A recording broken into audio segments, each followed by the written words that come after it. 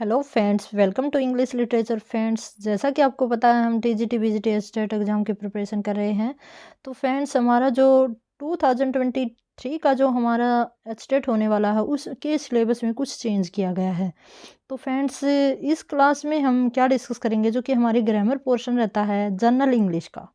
तो आपको पता है कि पहले भी जो ग्रामर है वो काफ़ी पूछी जाती थी, तो अब भी एग्ज़ाम में ग्रामर है उसके अलग से टॉपिक दिए गए हैं, तो वहाँ से क्वेश्चंस आएंगे। और ऐसा नहीं है कि उन्हीं टॉपिक से क्वेश्चंस पूछे जाएंगे, जो हमारे अदर टॉपिक्स रहते हैं जैसे क्लॉजेज वगैरह हैं, वर्ब एग्रीमेंट हैं, तो वहाँ से भी आपके क्वेश्चन पूछे जाएंगे। ठीक है फ्रेंड्स, तो ओवरऑल आपकी ग्रामर अच्छी होनी चाहिए।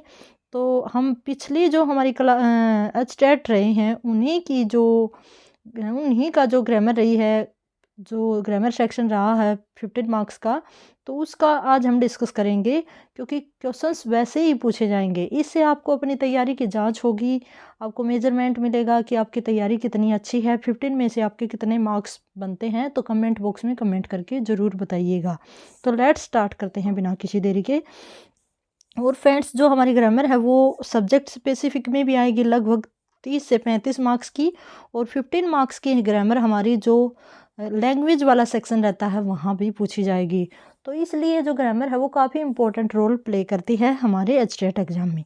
तो फ्रेंड्स, बिना किसी देरी के शुरू करते हैं जो हमारा ग्रामर सेक्शन रहता है। तो फर्स्ट क्वेश्चन देखना, यहाँ पे पहला जो क्वेश्चन है उसके डायरेक्शन क्या दी गई है, answer the following questions bye selecting the most appropriate option. यहाँ पे हमें राइट ऑप्शन को क्लिक करना है। तो फ्रेंड्स देखना, Harish has annoyed his boss today, he dash be fired soon. ये फायर्ड है ना फ्रेंड्स, फायर्ड। वैसे तो फायर्ड मीन आग लगना हम कॉमन वे में लेते हैं, लेकिन यहाँ पे उसको निकालने की फॉर्म में है। फायर्ड सुन का मीनिंग क्या लगा कि उसको निकाला जाए, हो सके तो उसका बॉस है वो उसको बहुत जल्दी रेस्टिकेट कर देगा, उसको ऑफिस से फायर्ड आउट कर देगा। ठीक है फ्रेंड्स, तो यहाँ पे पॉसिबिलिटी है ना, इसने पहले से ही बताया है। और ये हमारा जो मॉडल है वो पूछा गया है, तो मे भी वैसे तो संभावना होती है फ्रेंड्स। ठीक है, लेकिन यहाँ पे मैं इतनी बड़ी संभावना नहीं रखता है। मे को हम परमिशन में बेसिकली यूज करते हैं।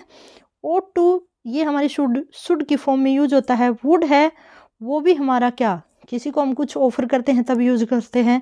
कैन को हम पॉसिबिलिटी में भी करते हैं और हमारी कैपेसिटी शो करने में भी करते हैं। तो ऑप्शन नंबर बी इसका बिल्कुल ठीक रहने वाला है। अगर आपको अलग से मॉडल वगैरह की प्रैक्टिस करनी है तो हम प्रैक्टिस सेट लेके आएंगे मॉडल के, और टेंसेज जो हमारी वर्ब हैं उनके साथ ही साथ जो कि हमारे अलग से जैसे क्लास वगैरह है। कई कई कैंडिडेट्स की रिक्वेस्ट भी है कि मैम इस तरह की प्रैक्टिस सेट करवाइएगा।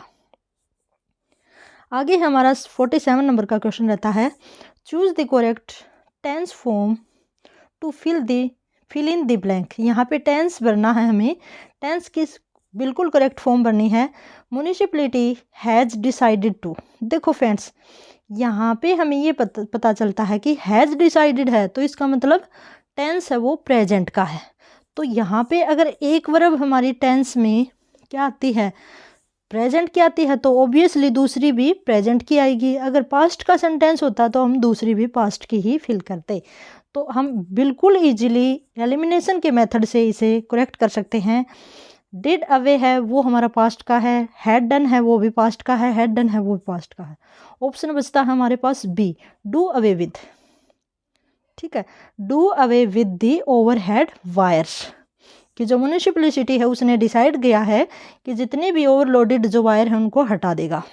ठीक है, तो यहाँ पे नेक्स्ट है हमारा select the appropriate modal to fill in the blanks. यहाँ पे देखो फ्रेंड्स, मॉडल से दूसरा क्वेश्चन आया है, trespassers dash be punished legal notice. यहाँ पे लीगल नोटिस की बात की गई है। तो इस तरह के जो लीगल नोटिस होते हैं फ्रेंड्स, उसमें हम वार्निंग को देखते हैं कि एक तरह की वार्निंग है ये, कि जो ट्रेसपासर हैं, ट्रेसपासर कौन होते हैं फ्रेंड्स, जैसे हम देखते हैं ना रोड के दोनों साइड में जो स्टॉल वगैरह लगा लेते हैं, तो उनको हम ट्रेसपासर्स कह सकते हैं। जो कि अपने स्टॉल वगैरह लगा लेते हैं, किसी दूसरी या सरकारी जो भूमि होती है, जगह होती है, उसके ऊपर दुकान घर वगैरह कुछ बना लेते हैं, तो उसको हटाने का लीगल नोटिस भेजा है। तो इस तरह के लीगल नोटिस के लिए हम किसका यूज करते हैं, शैल का यूज करते हैं। आगे चलते हैं, select the appropriate preposition to fill in the blanks. यहाँ पे हमें प्रीपोजिशन फिल करनी है। हिज हट इज डैश होटल ताज। देखो फ्रेंड्स, यहाँ पे उसका घर है, उसकी झोपड़ी है, वो होटल ताज के बिसाइड में है। हम बोलते हैं ना उसके पास में है, बगल में है, तो इसके लिए हम यूज करते हैं बिसाइड्स। एस वाली फॉर्म यूज होगी बिसाइड्स, ठीक है। और ये बिसाइड के अलावा हो गया। अबो मीन्स ऊपर, आउट मीन बाहर, तो ये तो लगेगा ही नहीं, इन दोनों में डाउट बनता है। तो ये बिसाइड्स होता है, ये बगल के लिए यूज होता है, और बिसाइड, ये बिसाइड होता है वो हमारे होता है के अलावा।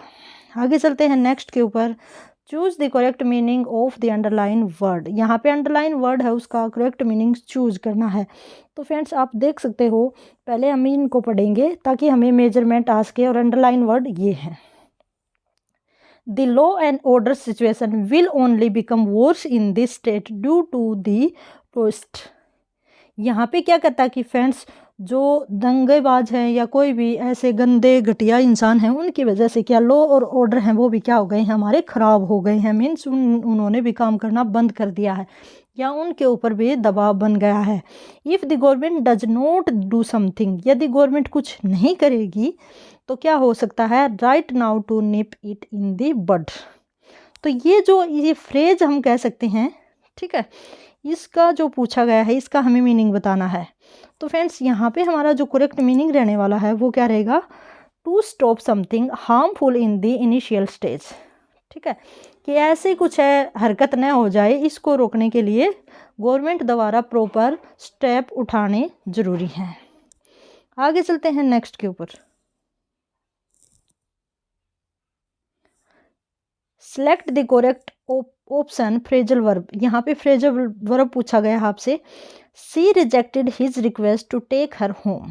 उसने उसकी घर आने की रिक्वेस्ट को क्या कर दिया है, रिजेक्ट कर दिया है। तो फ्रेंड्स किसी भी काम को हम डाउन करना या नीचे लाना, उसको हम रिजेक्ट की फॉर्म में कर सकते हैं, उसको कम करने की फॉर्म में कर सकते हैं।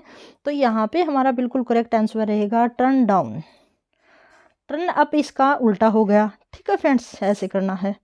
आगे चलेंगे, फ्रेजल वर्ब पूछी जाती हैं आपसे, करें हाँ, इंपॉर्टेंट जितने भी फ्रेजल वर्ब हैं उनको भी मैं करने की कोशिश करूँगी। आगे चलते हैं नेक्स्ट के ऊपर। Choose the correct option to fill in the blank. This pen is both good and cheap, ठीक है।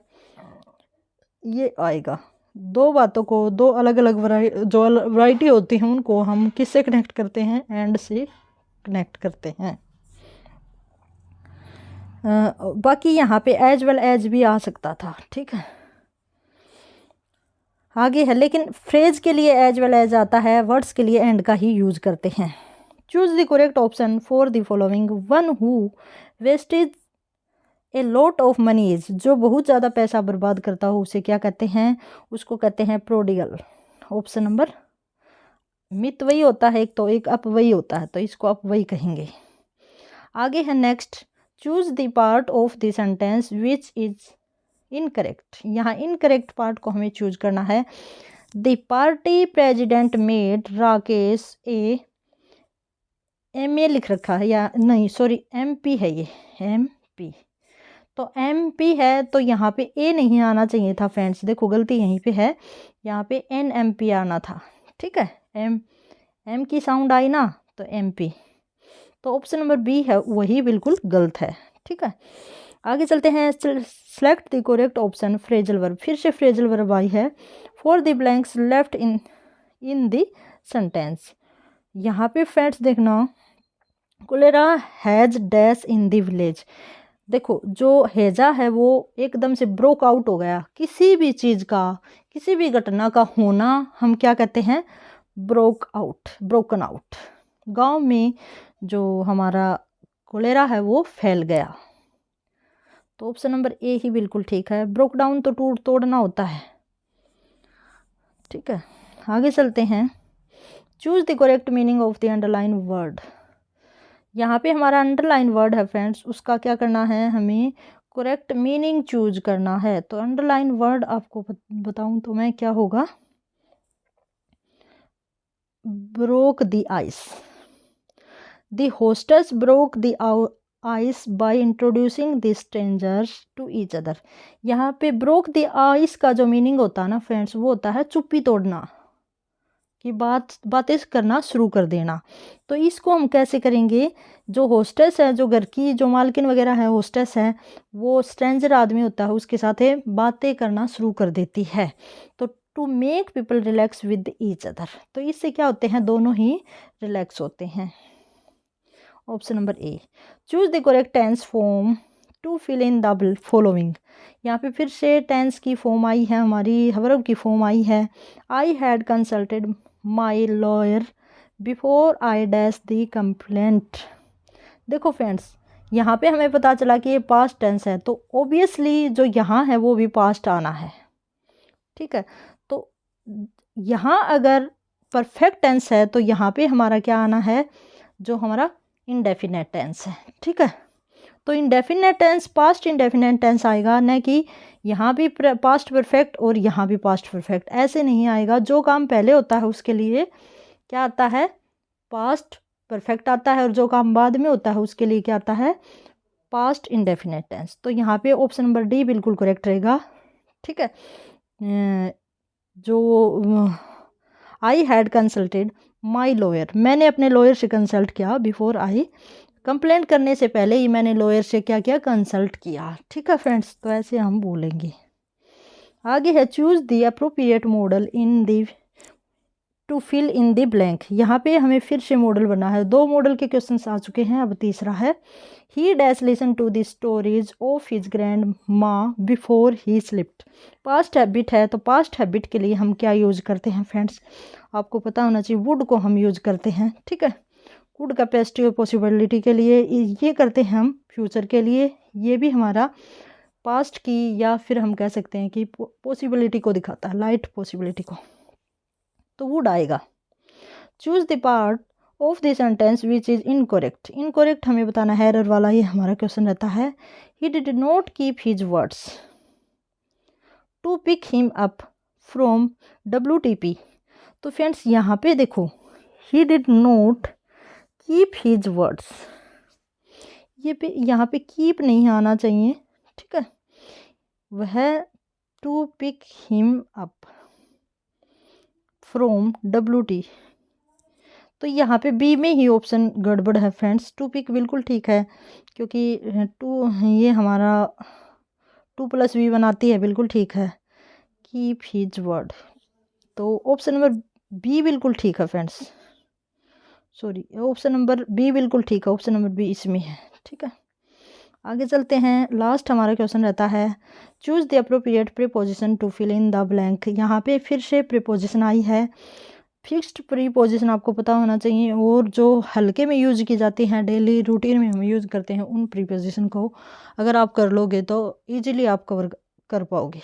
What is the time dash your watch. तो फ्रेंड्स टाइम के साथ अगर वॉच में टाइम पूछा गया है तो फ्रेंड्स वहाँ पे बाई का यूज किया जाता है, तो ऑप्शन नंबर सी है हमारा बाई, ठीक है। कि तुम्हारी घड़ी ने कितने बजाए, हम ऐसे पूछते हो कि तुम्हारी घड़ी में कितने बजे, तो यहाँ पे बाई का यूज होगा। तो फ्रेंड्स होप सो काफ़ी हेल्पफुल रहेगी ये क्लास। अगर फिर भी कोई क्लास ऐसी हो, टॉपिक ऐसा हो जिस पे पर्टिकुलर आप क्लास चाहते हैं, तो कमेंट बॉक्स में लिखिएगा। और इसी के साथ have a good day and best of luck.